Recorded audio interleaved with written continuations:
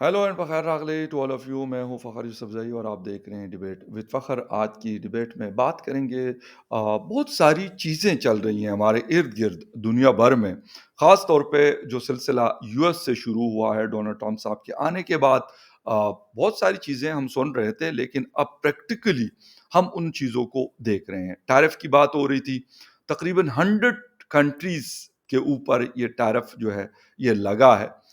जिसमें बड़े कंट्रीज़ में इंडिया है, चाइना है, यूरोपीय यूनियन है, कनाडा है और भी बहुत सारे ममालिक हैं। पाकिस्तान भी इसका मतलब इसकी ज़द में आया हुआ है और लाज़मी-सी बात है मुश्किलात का शिकार हो रहे हैं लोग। स्टॉक एक्सचेंजेस क्रैश हो रही हैं। न्यूयॉर्क स्टॉक एक्सचेंज में 5% कमी हुई है, लंदन स्टॉक एक्सचेंज, डैक्स, जर्मनी का स्टॉक एक्सचेंज, निकी, जापानीज़ और इंडियन स्टॉक एक्सचेंज में भी कहते हैं कि गिरावट है। क्या वजूहात हो सकती है, इस पे बात करेंगे। साथ-साथ अमेरिका ये भी कर रहा है और साथ में जी ईरान के साथ भी कुछ बातचीत की भी बात हो रही है, लेकिन ये भी खबरें आ रही हैं कि जी हमला भी हो सकता है। तो वाक़ई ऐसी पॉसिबिलिटीज़ हैं। और फिर बांग्लादेश और इंडिया आपस में अभी मुलाकात हुई थी डॉक्टर यूनुस एंड नरेंद्र मोदी साहब की। क्या डेवलपमेंट हो सकती है? कुछ नाराज़गियाँ भी हैं। उन्होंने शेख हसीना की हवालगी की बात की और जो अ, पीएम मोदी हैं, उन्होंने बात की कि भई वहाँ माइनॉरिटीज़ को उनका ख़्याल रखा जाए और हम आपको सपोर्ट करेंगे अगर आपकी डेमोक्रेसी है, प्रोग्रेस है, इन सारी चीज़ों को इन पे बात करने की कोशिश करेंगे और बात करने के लिए हमें जॉइन कर रहे हैं हमारे दोस्त, हमारे भाई senior analyst from India doctor Abhishek Mishra साहब। डॉक्टर साहब, thank you very much for joining my show. Thank you, Fakar Bhai, for inviting me. Dear वक्त रुत्सा वलैला यार की ख्वाबावी. थैंक यू वेरी मच डेरा मानना। डॉक्टर साहब को काफ़ी हद तक पश्तो आ गई है बाय द वे और मतलब चीज़ों को पश्तो में जैसे वो पूछ रहे होते हैं, लेकिन उसके लिए बहुत शुक्रिया डॉक्टर साहब। डॉक्टर साहब थोड़ा-सा अमेरिका से स्टार्ट करते हैं। डोनाल्ड ट्रम्प साहब आ गए। आज ये अनाउंस हुआ है कि अमेरिका में प्रोटेस्ट होना है इन चीज़ों के खिलाफ। क्योंकि अभी तक जो मैं सुनता आ रहा हूँ कि शायद कोई 6 ट्रिलियन के आसपास का जो है वो लॉस हो चुका है और अभी सिलसिला रुका नहीं है। सिर्फ ठीक है, इंडिया को भी असर पड़ेगा, चीन को बहुत बड़ा पार्टनर है, शायद सबसे ज़्यादा एक्सपोर्ट चीन करता था। पाकिस्तान को अपने हिस्से का भुगतना पड़ेगा। सिर्फ क्या चाहते हैं डोनाल्ड ट्रम्प साहब? वो कहते हैं जी अमेरिका की आज़ादी का दिन है ये, वाक़ई ऐसा है? देखिए, आज की डेट में जो गुलामी है वो तो आर्थिक होती है, बात तो ये सच है. It's a world of economic imperialism ना. तो अगर वो उसको आज़ादी समझते हैं अमेरिका को कि अपने दृष्टिकोण से, तो वो समझें. बट मुझे लगता है कि ये सस्टेनेबल नहीं है उस तरीके का जिस तरीके से ग्लोबलाइजेशन जो थी वो वेस्टर्न सिविलाइजेशन का ही इकोनॉमिक मॉडल था पोस्ट वर्ल्ड वॉर टू, जो जिस आधार पे वर्ल्ड बैंक को निर्माण, जिन प्रिंसिपल्स के आधार पे वर्ल्ड बैंक या उस समय इंटरनेशनल ट्रेड ऑर्गेनाइजेशन की बात की गई थी, या जिसको बाद में वर्ल्ड ट्रेड ऑर्गेनाइजेशन कहा गया. तो ये सब तो इन्हीं प्रिंसिपल्स पे थे ना, ग्लोबलाइजेशन और लिबरलाइजेशन और कनेक्टिविटी और access to market, lower tariff rates. अब ये तो उसको उल्टा कर रहे हैं, ये तो वापस से उसी नेशनलिज्म की ओर जा रहे हैं अमेरिकन, जो कि एक समय में यूरोपियन इकोनॉमिक प्रिंसिपल का बेसिस हुआ करता था. हालांकि अगर आप देखें, जो जिसको हम कलोनियलिज्म कहते हैं, उसका जो मेन रीजन था वो इकोनॉमिक इंपीरियलिज्म ही था. वो जैसे जैसे यूरोप में वो बढ़ता गया इंडस्ट्रियलाइजेशन, उनकी डिमांड फॉर रॉ मटेरियल बढ़ती चली गई. उनकी डिमांड फॉर रॉ मटेरियल ने उनको फिर अपने घरों से निकलने के लिए मजबूर किया. वो दुनिया भर के उन जगहों पे गए जहां पे वो रॉ मटेरियल थे नैसर्गिक रूप से. वहां पे जाकर के उन्होंने फिर जो है उन रॉ मटेरियल्स को यूज किया. इसी को वो कॉलोनाइजेशन कहते थे. तो बिल्कुल ये एक इकोनॉमिक ट्रेड वॉर जो है, ये तो काफ़ी कॉन्सिक्वेंशियल होगी दुनिया भर के लिए. अब अमेरिका के लिए कितनी इंडिपेंडेंस लेके आती है वो अमेरिका जाने, बिकॉज़ अमेरिका कोई नॉर्मल बिल्कुल, कंट्री नहीं है. अमेरिका इज़ अ बिल्कुल। कॉन्स्टिट्यूशनलाइज्ड ऑक्यूपेशन. ये इसको यही डिक्लेरेंस किया जा सकता है अगर मैं एक हुँ, फिलॉसफी दूँ. For me America is a constitutionalized occupation of an American peoples land. ठीक है ना? वो सही। उनका लैंड तो नहीं है किसी भी दृष्टि. कोर्ट से, बट ठीक है, वो कॉन्स्टिट्यूशन से उसको अपना लेजिटिमाइज करते हैं, हम उसको ट्रांजैक्शनल पर्पस के लिए या लीगल पर्पस के लिए हम उसको एक्सेप्ट कर लेंगे। जी, रही बात की कॉन्सिक्वेंस दुनिया भर में बिल्कुल होगा, क्योंकि अमेरिका से हर कोई ट्रेड करता है। आपको बिना हमारे सॉफ्टवेयर जाएंगे अमेरिका जाएंगे, आप कोई प्रोडक्ट खरीदेंगे अमेरिका से खरीदेंगे, आप वेपन्स बिल्कुल। खरीदेंगे अमेरिका से खरीदेंगे।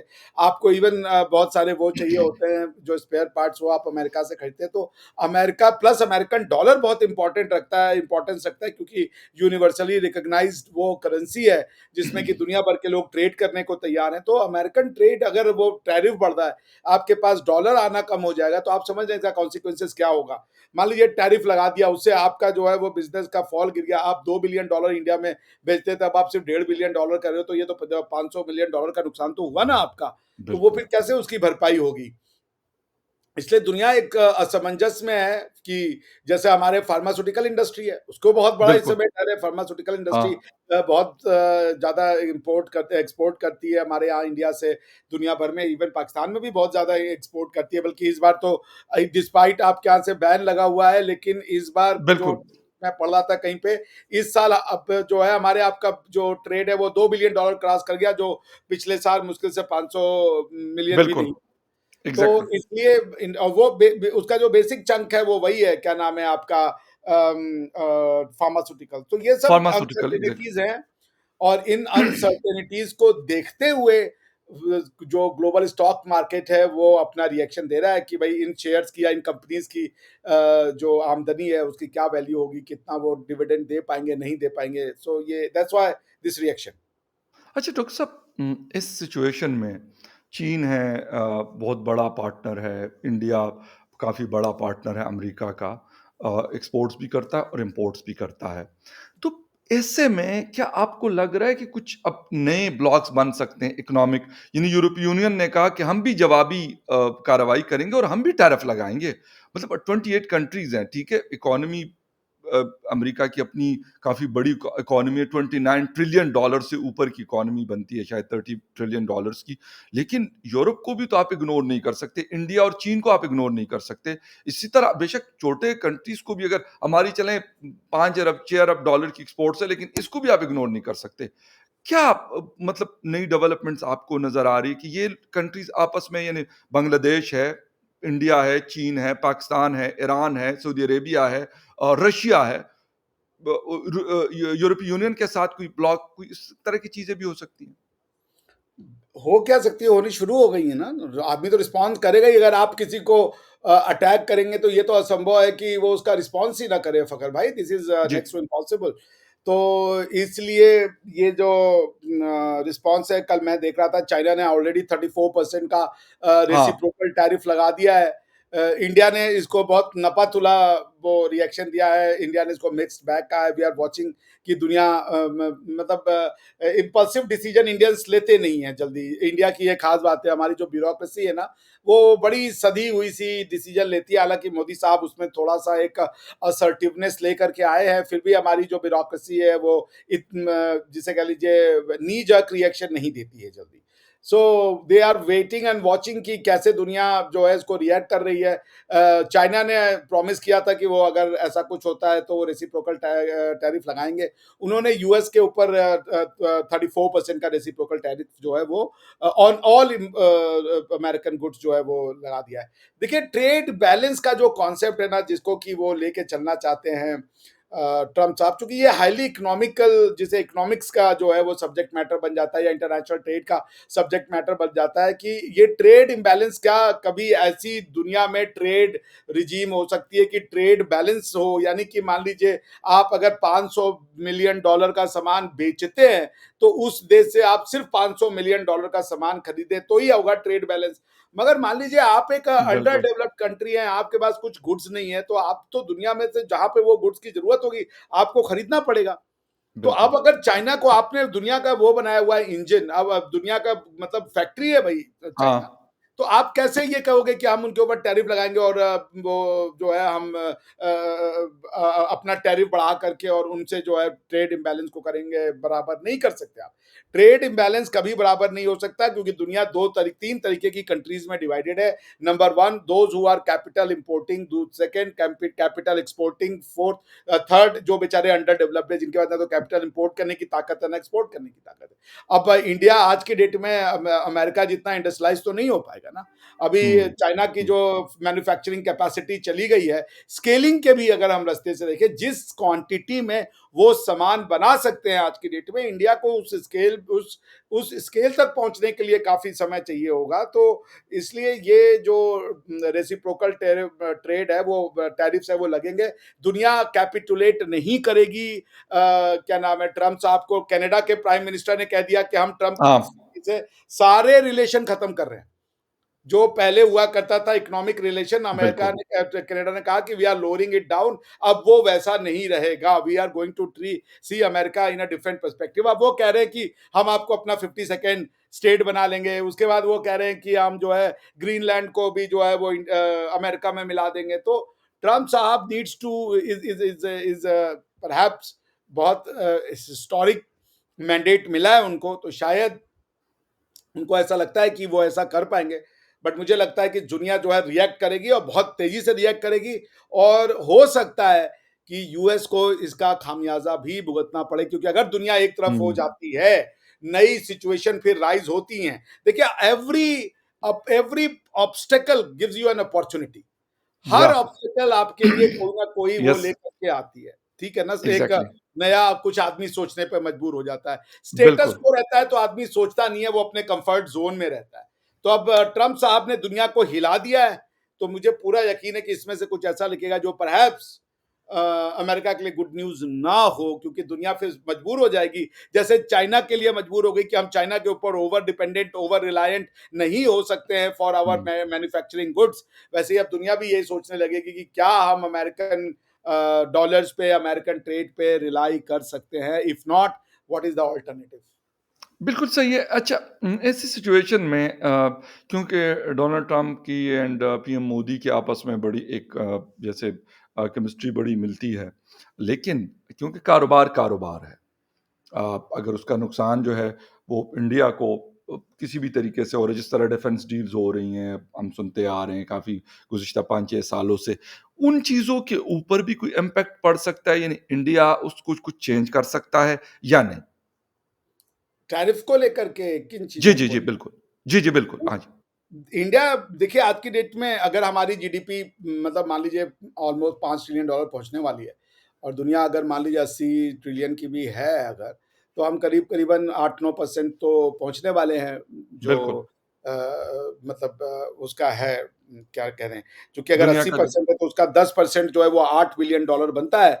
और हम बिल्कुल, $5 बिलियन पे बने हैं, तो हम कम से कम उसका 5% से तो ज्यादा हो चुके हैं वर्ल्ड बिल्कुल, जीडीपी का बिल्कुल, हम।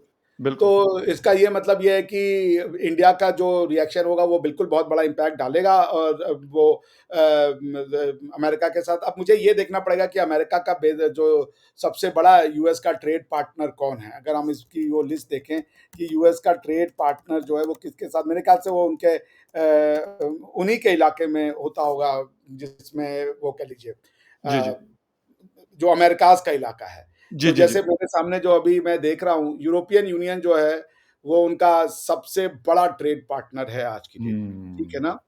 तो यानी कि $370 बिलियन का ट्रेड वो करते हैं, एक्सपोर्ट करते हैं। ईयू से $605 ट्रिलियन वो इंपोर्ट करते हैं। सो ये हुँ, ट्रेड बिलियन जो है वो माइनस $235 बिलियन जो है वो ईयू के फेवर में है। ये उनको नाराज करता है, ठीक है ना? बिल्कुल। आसियान से भी आप देख लें तो उनका ट्रेड इम्बैलेंस है। यानी आसियान जो कंट्रीज़ हैं, उनके साथ $124 बिलियन जो है वो एक्सपोर्ट करता है उनको, अमेरिका को। और वो अमेरिका से 352 अमेरिका उनसे $352 बिलियन का सामान अंदर 50-50 वो है परसेंट हाँ, का तो डिफरेंस मतलब आ रहा है। वहाँ भी मतलब फ़ेवर में है आसियान के। कनाडा बिल्कुल, के भी फ़ेवर में है, मेक्सिको के भी फ़ेवर में है। मतलब कि ये बात तो सही है, अमेरिका का ट्रेड सरप्लस जो है वो किसी कंट्री के साथ है ही नहीं, खाली यूके के साथ दिखा रहा है। इवन इंडिया का भी उनके साथ जो है वो, मतलब इंडिया को वो जो एक्सपोर्ट इंडिया जो उनको एक्सपोर्ट करते, इंडिया को जो वो एक्सपोर्ट करते हैं वो 41.8 बिलियन डॉलर है, और जो वो इंपोर्ट करते हैं वो 87 बिलियन डबल डॉलर है। है, डबल है। डबल है, बिल्कुल डबल है। तो इसलिए वो उनका बहुत तो सही है, क्योंकि वो इसी चीज को देख रहे हैं कि कैसे चलेगा और ये ट्रेड इम्बैलेंस कैसे किया जाए। तो बिल्कुल अगर आप इंडिया से भी उनका ट्रेड इम्बैलेंस है तो सोचने वाली बात हो जाती है। ख्याल फिलहाल तो इंडिया इस पे इफेक्ट तो पड़ेगा, क्योंकि उनका छठा सातवां सबसे लार्जेस्ट ट्रेडिंग पार्टनर जो है पार्टनर। वो इंडिया है, और वो उसको 100 बिलियन डॉलर पे ले जाना चाहते हैं। अभी 45-50 बिलियन डॉलर है, तो बिल्कुल फर्क तो पड़ेगा। ठीक। अच्छा डॉक्टर साहब, थोड़ा-सा इस रीजन की तरफ आते हैं। अभी थाईलैंड में जैसे कहते हैं मुलाकात हुई मोदी जी एंड डॉक्टर यूनुस की। उससे पहले उन्होंने चाइना का विज़िट किया, 4 रोज़ा दौरा किया और वहाँ पे उन्होंने नॉर्थ ईस्ट इंडिया का जो है वो लैंडलॉक्ड कंट्री के हवाले से उनका स्टेटमेंट आया। अच्छा, मोदी जी और उनके दरमियान मुलाकात हुई तो खबरें ये आई कि शेख हसीना वाजिद के हवाले से उन्होंने बात की। एक तो ये बताइएगा कि क्या ये मुमकिन है, कोई मतलब जो भी बीच में एग्रीमेंट्स वगैरह कहते हैं होते हैं, है कि नहीं है? एक इस पे थोड़ा-सा आप अपना पॉइंट ऑफ व्यू दीजिएगा। और दूसरा ये है कि जो जिस जवाब में मोदी साहब ने कहा कि भई माइनॉरिटीज़ और बाकी चीज़ों के ऊपर मतलब उनके कंसर्न्स उन्होंने शो किए। तो क्या है मतलब एक-दूसरे के हवाले से कंसर्न है या फिर कुर्बतें भी हो रही हैं? क्योंकि ऐसा लगा है कि थोड़े-से दूर हुए हैं इंडिया और बांग्लादेश एक-दूसरे से। हाँ, बिल्कुल, इवन जो न्यूज़पेपर में भी आया, और जो प्रधानमंत्री का अगर हम वो देखें, क्या नाम है, ट्वीट, तो इस ट्वीट से तो साफ है कि मोदी जी ने कहा उनसे, क्या यूनुस जी से, कि रेटोरिक्स को आप अवॉइड कीजिए। हाँ, या जो आप इस तरीके की बड़ी-बड़ी बातें कर रहे हैं, तो वो आपके लिए परेशानी का घर हो जाएगा। और इंडिया ने बहुत बैलेंस अभी तक लेकर के स्टेटमेंट दिए हैं। कोई भी एंटी बांग्लादेशी स्टेटमेंट अभी तक इंडिया का आया नहीं है एज़ सच। और रही बात कि जिन मैटर्स पे वो डिस्कशन किया होगा, उसमें बिल्कुल जो मैटर्स उन्होंने कहा है कि जो बांग्लादेश की गवर्नमेंट का अगर हम देखें कि जो उन्होंने रिलीज़ किया है कि माइनॉरिटीज़ को लेकर के जो प्रधानमंत्री मोदी ने बातचीत की, और मोदी जी को करना भी चाहिए, क्योंकि हिंदुओं के साथ और अन्य माइनॉरिटीज़ जो है उनके साथ बहुत ही बुरा व्यवहार किया जा रहा है। एक तरीके से परसिक्यूशन की स्थिति आ चुकी है वहाँ पे। वहाँ पे जो इस्कॉन के जो बेचारे मेन पुजारी हैं उनको जेल में पकड़ के डाल दिया है। इस तरीके से यदि आप समाज में करेंगे तो बिल्कुल। उसका इम्पैक्ट फिर इंटरनेशनल रिलेशंस पे बहुत बुरा होगा, खासकर भारत-पाकिस्तान के रिलेशन पे। और हिंदुओं की सुरक्षा करने की उनको गारंटी लेनी चाहिए। अब उसके बाद उनका स्टेटमेंट आया कि नहीं, हमारे यहाँ ये जो इंटरनल मैटर है, अब ये इंटरनल मैटर करके आप तो नहीं, आप तो बने ही उस मैटर पे हो जब आप भी, जिसको पाकिस्तान इंटरनल मैटर कह रहा था, अगर इंडिया उसमें इंटरफेयर नहीं करता तो आप तो फिर आधे से ज़्यादा साफ़ ही हो सकते थे। तो मैंने उन चीज़ों पे नहीं जाना चाहता, मगर ये है कि बांग्लादेश को has to put a house in order. आपके पास पैसे नहीं है, इंडिया से ट्रेड आप बर्बाद करके आप चाइना से एक्सपेक्ट कर रहे हो कि चाइना आपको हाँ, ट्रेड बिल्कुल। करेगा क्या? क्या ढाई चाइना बिलियन से आप डॉलर्स ट्रेड की कर, कोई कमिटमेंट्स हुई हैं अभी। नहीं वो तो इन्वेस्टमेंट होगा ना। हाँ, वो इन्वेस्टमेंट तो की बात कर रहा हूँ। बिल्कुल। वो ट्रेड और इन्वेस्टमेंट में ज़मीन आसमान का अंतर है। जी, क्या बिल्कुल। आप क्या वो चाइना बनाएगा? आप जो दुनिया के कपड़े बनाते हो उसका रॉ मटेरियल इंडिया से जाता है, हाँ, इंडियन कंपनी वहाँ जाके कपड़े बनवाती है आपसे, और वो कप भई इनका तो मेन कॉटन इंडस्ट्री है भई, इनका हाँ, कॉटन इंडस्ट्री बिल्कुल। के अलावा क्या है? तो जो नौकरी देता है वो भी कॉटन इंडस्ट्री है, जो इनको डॉलर में अर्न करने के लिए आता है वो भी एक्सपोर्ट्स। कॉटन इंडस्ट्री है, या फिर जो उनके वर्कर्स हैं जो रेमिटेंसेस भेजते हैं वही तो मेन इनका सोर्स है। कॉटन इंडस्ट्री तो बर्बाद हो गई। अभी कुछ दिन पहले मैं हुँ। देख रहा था, एक ट्विटर था जिसमें कॉटन इंडस्ट्री के बहुत बड़े जो उनके लीडर थे वो आके कह रहे हैं कि आप चाहते क्या है, हमारे पास जो वर्कर्स हैं उनको देने के लिए पैसा नहीं बचा हुआ है। अडानी जी आपसे इन्होंने पंगे मोल ले लिए कि हमको पावर नहीं चाहिए, अब ये कह रहे नहीं हमको हाँ, पावर चाहिए। चाइना आपका नेबर नहीं है भाई। आप जा बिल्कुल। करके बोल रहे हो कि इंडिया बंगाल और बे ऑफ बंगाल जो है वो हमारे पास है, और जो है इंडिया जो है ये नॉर्थ ईस्टर्न जो स्टेट्स हैं ये लैंड लॉक्ड है, लैंडलॉक और है। हम आपको रास्ता दिलवाएंगे और ये करवाएंगे। ये क्या इस तरीके का मजाक है? चाइना इज इज चाइना के क्या सॉफ्ट बेली नहीं है? चाइना पागल है ये सब काम करने के लिए करेगा? तो इसमें तो आपने अपनी जो है ना एक तरीके से जो आपकी ख्वाहिशें थी, जो आपके इच्छाएं थी, वो आपने पब्लिक में ला दी कि you are inimical to India. आप इस तरीके से इंडिया की टेरिटोरियल इंटेग्रिटी को आप चैलेंज कर दोगे कि हम इंडिया हुँ। की टेरिटोरियल इंटेग्रिटी को नहीं मानते। आपकी अगर बांग्लादेश की सर्वाइवल चाइना नहीं वो करा सकता है गारंटी। बांग्लादेश की सर्वाइवल इकोनॉमिकली मैं बात कर रहा हूँ, मैं कोई फोर्स की बात नहीं कर रहा हूँ, सही। वो सिर्फ इंडिया करवा सकता है। वरना उनके बिजली के कॉस्ट, उनके दूसरे चीजों के कॉस्ट ऐसे हो जाएंगे कि वो लोग वहां पे हाहाकार मच जाएगा। चाइना और बांग्लादेश कहाँ है भाई? दोनों का कोई लेना ही देना नहीं है, न हुँ। टेरिटोरियली न कुछ। ये हो तो रहे वही हैं। बात हुई जब ईस्ट बिल्कुल, पाकिस्तान और वेस्ट पाकिस्तान मिलके एक कंट्री बना लिए थे आप। बिल्कुल, बिल्कुल। अच्छा डॉक्टर साहब थोड़ा-सा ये बताइए कि बॉर्डर के हवाले से भी मोदी साहब ने बात की कि जी बॉर्डर के ऊपर जो चीज़ें हुई, गो के दरमियान कोई ऐसा वो नहीं है लेकिन कोई इल्लीगल लोग सुना है कि बांग्लादेश से एंटर होते हैं हिंदुस्तान में, उस हवाले से भी उन्होंने अपने कंसर्न शो किए हुए हैं। तो क्या ये एकदम से ऐसा क्या हुआ है? मतलब अगस्त तक बिल्कुल जब शेख हसीना थी सब कुछ सही था। इन 8-9 महीनों में ऐसा क्या हुआ है कि हम ये सुनते हैं कि जी बांग्लादेश की क्या औकात है, इंडिया उसको कर सकता है। ये बात हकीकत है कि इंडिया एक पावर है, बहुत स्ट्रॉन्ग है, मतलब हर लिहाज से बांग्लादेश और उनका कोई कंपैरिज़न नहीं है। बट फिर भी एक कंट्री कंट्री होता है। हमारे यहाँ अफ़गानिस्तान के हवाले से इस तरह की बातें की जाती है, तो लोग कहते हैं, "भई अफ़गानिस्तान इज़ अ कंट्री।" आप ये नहीं कह सकते कि आप बछड़ दौड़ेंगे उसके ऊपर। इस तरह की बातें क्यों हो रही हैं?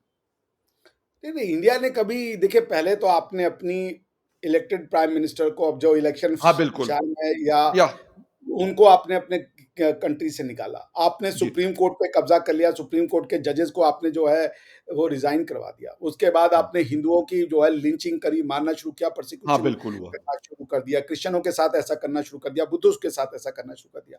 तो आप जब भी देखिए जब तक आपका डोमेस्टिक मैटर आपके घर में रहे ठीक है, पर आप ना एकदम मारना और ये कत्लेआम मचाना ये सब आप नहीं शुरू कर सकते।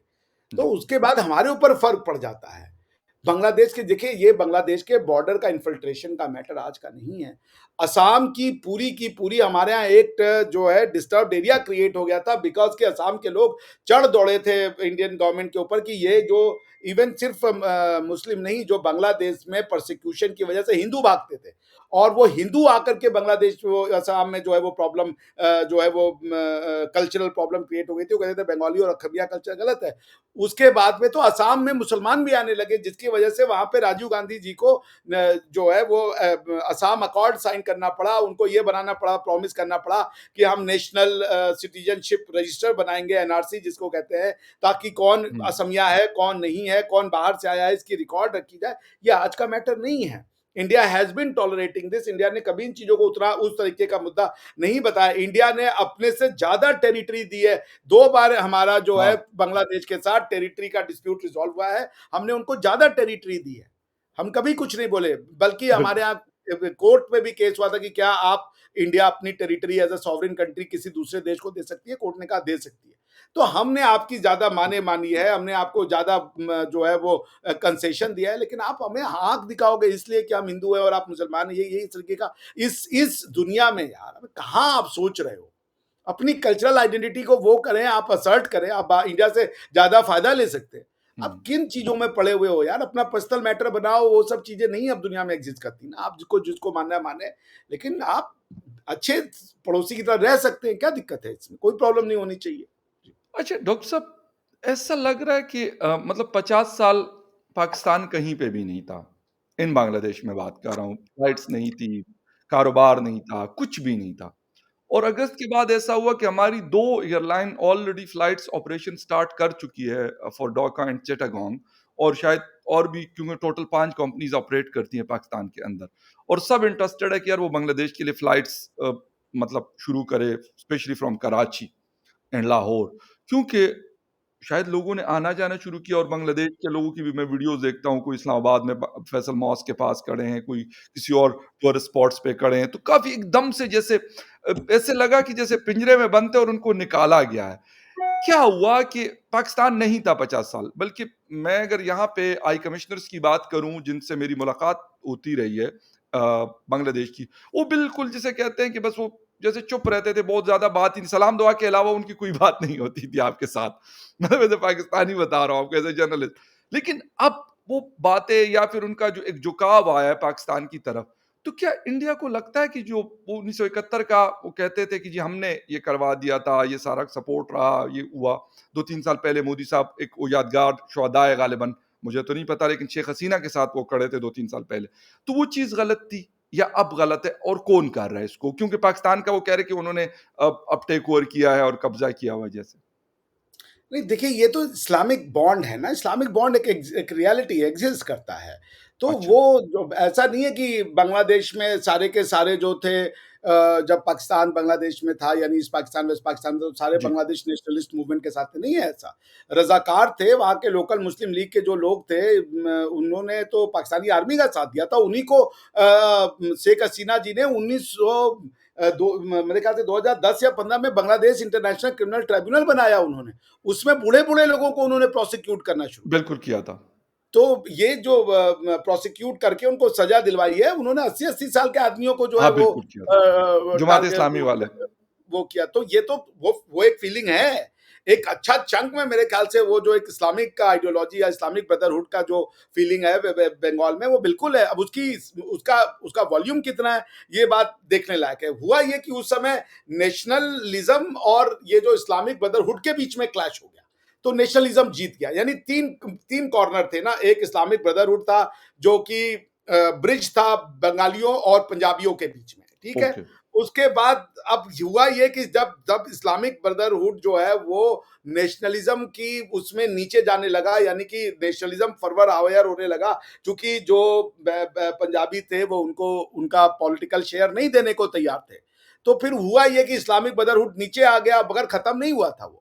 और उसके बाद जो है ऐसा नहीं था कि शेख मुजीबुर रहमान ने ये कह दिया कि हम इस्लाम छोड़ते हैं आज से और हम जो है बंगाली, वो कह रहे थे कि बंगाली और पंजाबी में लड़ाई हुई है, इस्लामिक ब्रदरहुड में नहीं लड़ाई हुई थी। तो इस्लामिक एलिमेंट हमेशा रहेगा। और ये जो आपके यहाँ जा रहे हैं, ये वही हैं। सिंगापुर ने अभी एक बांग्लादेशी प्रीचर को निकाला था अपने यहाँ से, उन्होंने ऐसी जहरीली बातें समाज में बोली थी कि सिंगापुर को निकालना वो कर गया था।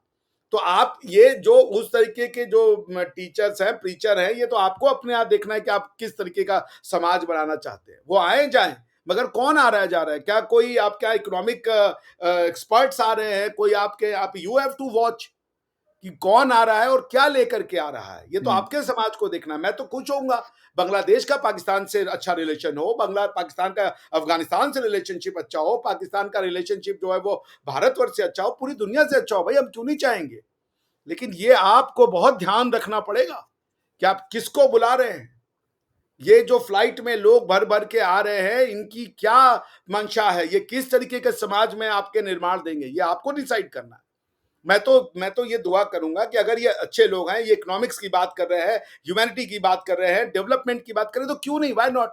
कौन सा है कि भाई क्या अमेरिका और जापान में दोस्ती नहीं हुई है फकर भाई? बिल्कुल हुई अमेरिका है। ने तो न्यूक्लियर बिल्कुल। बम मार दिया था बिल्कुल। जापान के ऊपर। 2 तो सिटीज़ को तबाह कर दिया था। बिल्कुल, तो आज अगर अमेरिका और जापान मिलते हैं, तो क्या वो न्यूक्लियर बम डिस्कस करते हैं? वो ये डिस्कस करते हैं कि हम इसके ऊपर कब्जा कर ले, तुम उसके ऊपर नहीं, वो ट्रेड की बातें करते हैं। तो trade I am trade. Saying कि बिल्कुल अगर जा रहे हैं तो ये बहुत अच्छी न्यूज़ है, मगर बांग्लादेश से भी आपको बहुत समझ वो रहने की ज़रूरत है। क्या वो लेके जा रहे हैं आपके पास? हुँ। ये आपके समाज को देखना होगा फ़खर भाई, क्योंकि आप जिस तरफ जाना चाह रहे हैं, या जो मोहम्मद बिन सलमान साहब जिधर समाज को लेके जाना चाह रहे हैं, क्या ये वो लोग हैं? अगर वो इस्लामिक ब्रदरहुड के नाम पे आ हुँ। रहे हैं, तो किस तरीके का वो ब्रदरहुड ला रहे हैं, ये आपको देखना होगा। अदरवाइज मैं तो बहुत फेवर करूंगा कि पाकिस्तान और बांग्लादेश के रिश्ते सुधरें, क्योंकि कोई भी देश में लड़ाइयां हो, मैं तो कहूंगा भारत और पाकिस्तान के रिश्ते सुधरें भाई। कोई बिल्कुल, अब तक दुश्मनी थोड़ी बिल्कुल। रहनी चाहिए, हम आप एक लोग हैं। तो मगर ये है कि वो क्या ला रहे हैं, ये आपका मैटर है। मेरे कजाकिस्तान में जब मैं था, तो मेरे प्रोफेसर वो आर्मी के कर्नल साहब आए, उन्होंने ना बोला कि आप प्रोफेसर हैं, आप वॉच कीजिए कि ये बच्चे किससे बात कर रहे हैं, क्या सुन रहे हैं, ये आपको ध्यान रखना पड़ेगा। बहुत गर्म हवाएं आती हैं, ये उनके वर्ड थे इंग्लिश में, गर्म हवाएं आती हैं मिडिल ईस्ट से, ये उनके वर्ड थे। वही बात मैं ओके। आपको कहूंगा, बी केयरफुल। आप जो समाज बनाना चाहते हैं वो आपका समाज है, मगर हुँ। ध्यान रखिए कि आपके समाज में कौन आ रहा है। जी। अच्छा सर, आखिरी क्वेश्चन है, बल्कि 2 छोटे स क्वेश्चन हैं, आप अपना टेक दीजिएगा। एक तो शेख हसीना को हवाले किया जाएगा कि नहीं? दूसरी बात, क्या जो लोग आप कह रहे हैं कि आ भी जा रहे हैं, हालाँकि बिज़नेस डेलीगेशंस भी अभी रिसेंटली 2-3 आए हैं, इस्लामाबाद, लाहौर और कराची उन्होंने विज़िट्स किए हैं अच्छी बात है, यानी that will be for welcome. Business delegations भी गए हैं। लेकिन क्या कोई ऐसी चीज़ भी हो सकती है कि फॉर इंडिया बांग्लादेश में मुश्किल हो सकती है, चीन के साथ चलें, हालात बेहतर हैं अब काफ़ी हद तक, लेकिन कई मसला क्रिएट हो सकता है, एक तरफ फिर बांग्लादेश है, एक तरफ फिर पाकिस्तान है, तो 3 अतराफ से कोई मुश्किलात पैदा हो सकती हैं। नहीं, ऐसे नहीं होता ना फ़खर भाई, ये तो डायनामिक, जब अगर आप कॉन्फ्लिक्ट की बात करें, किस तरीके की ओके, मुश्किलात हो जाएँगी?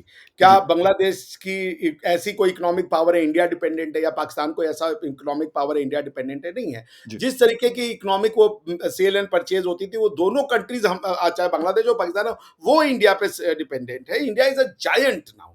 लेकिन पॉइंट मैं ये फिर कहूँगा कि अगर ये तीनों देश मिलके बातें करें ट्रेड की, बातें करें इकोनॉमिक्स की, बातें करें फ्यूचर अच्छा बनाने की, एक स्वस्थ समाज बनाने की, तो भाई वेलकमिंग है। आई वुड से कि अगर 2 प्लेन भर के बिज़नेस डेलीगेट आए, 100 जाएँ भाई।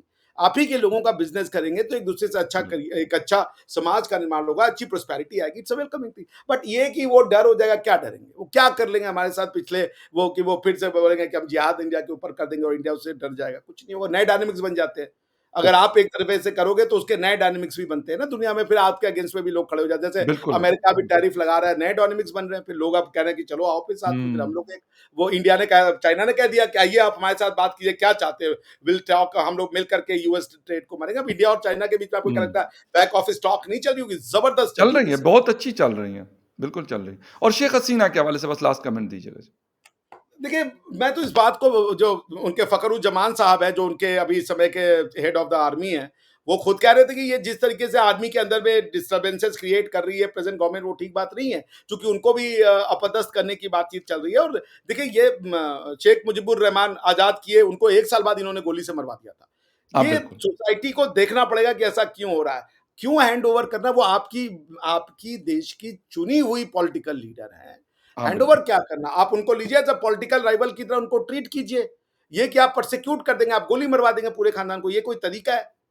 वो अगर भाई हुँ, मान लीजिए उनके ऊपर कोई क्रिमिनल चार्जेस होता, आप अगर फेयर हियरिंग देते हैं, तो आप बिल्कुल वो खुद भी नहीं आती। उनको उनकी आर्मी ने कहा कि भाग जाइए आप यहाँ से।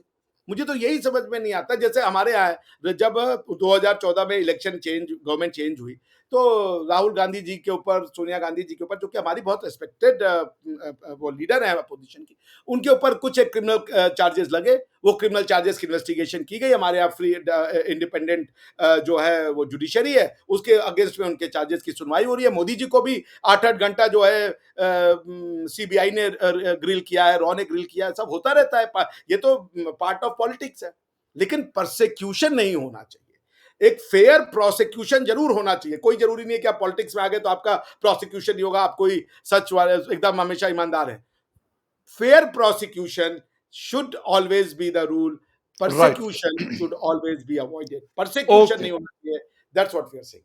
बिल्कुल टाइम हमारे पास ख़त्म है लेकिन क्योंकि आपने कोर्ट की बात की तो आजकल इंडियन सुप्रीम कोर्ट की बड़ी तारीफ़ हो रही है पाकिस्तान में और किस वजह से हो रही है मैं आपको बताता चलूँ कि आप लोगों के चीफ जस्टिस ने अनाउंस किया कि जितने भी जजेस हैं वो अपने एसेट्स को डिक्लेयर करेंगे before the job and after the job और पाकिस्तान में जितने भी इवन कोर्ट को कवर करने वाले बड़े-बड़े हमारे जर्नलिस्ट हैं उन सब ने ट्वीट किया है, भई हमारे वाले ये कब करेंगे?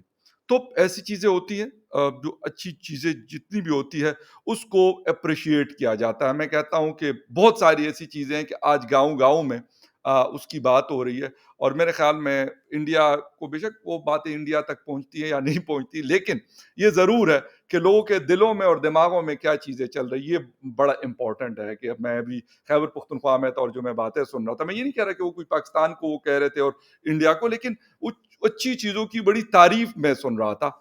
अगर पाकिस्तान में भी वो तब्दीलियाँ आएँगी, वो तब चेंजेज़ लाए जाएँगे, तो उसकी तारीफ़ की जाएगी, उसको एप्रिशिएट किया जाएगा। वो किसी भी इदारे के हवाले से हो, फ़ौज करेक्ट, हो, करेक्ट। जुडिशरी हो, ब्यूरोक्रेसी हो, मीडिया हो, सबकी बात कर रहा हूँ। ये नहीं कि मीडिया वाले कोई बस अलग से है कि वो बेशक कुछ भी कर लें तो वो ठीक है, लेकिन अगर बाकी कोई करता है तो वो गलत है। सब करेंगे, तो जो सही होगा वो सही होगा और जो गलत है, वो गलत होगा। डॉक्टर साहब, थैंक यू वेरी मच। आपके टाइम का बहुत शुक्रिया and viewers thank you very much for watching debate with Fakhar Yousafzai. किसी और डिबेट में आपसे फिर मुलाकात होगी, तब तक के लिए टेक केयर एंड बाय।